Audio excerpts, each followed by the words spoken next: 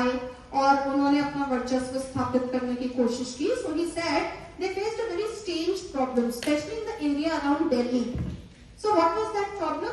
They found that the cobra population in Delhi was very high, and so much so that the cobras were biting not just the Indians but the British family members also. So it was a problem. Now we are talking about problem solving, critical thinking, right? So he said it was a problem, and therefore the Britishers had a brainstorming session. They had a meeting, and they had this suggestion that tell the Indians to kill the cobra, and for every cobra that they killed and brought us the evidence, we will pay them a cash reward. तो उन्होंने ये ढिंडोरा पिटवा दिया कि आप जब भी cobra को cut करके लाएंगे, मार के लाएंगे, आपको पैसा दिया जाएगा. और बड़े लार्ज नंबर्स पे इंडियंस आने लगे कि भाई इजी मनी है, तो बस मारना है, पकड़ के मारना है और पैसा मिल जाएगा. And before that they had estimated that roughly the cobra population would be around 7,000, 8,000 in this area, right? Just to give you an idea. Now 1, 2, 3, 4 few days passed, and the number of cobra heads that the Britishers received started exceeding the census जो उन्होंने calculation किया था कि भाई इतने cobras करीब इस area में हैं, और वो बढ़ता गया. तो इनको बहुत हैरानी हुई कि इतने ज्यादा कोबरा कहाँ से मार के ला रहे हैं.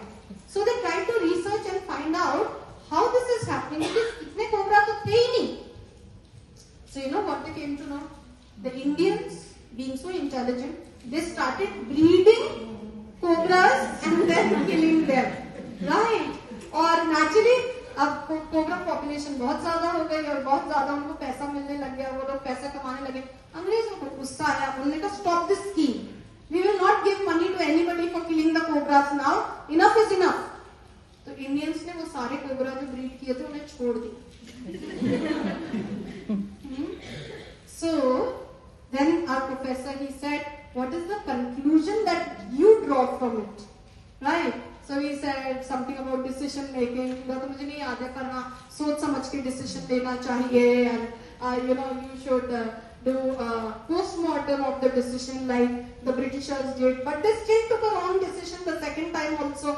First time also they did not. Then a professor gave a very important input. He said, just as we talk about post-mortem in decision-making process nowadays, in those days we should have talked about pre-mortem, which would have been applicable even today.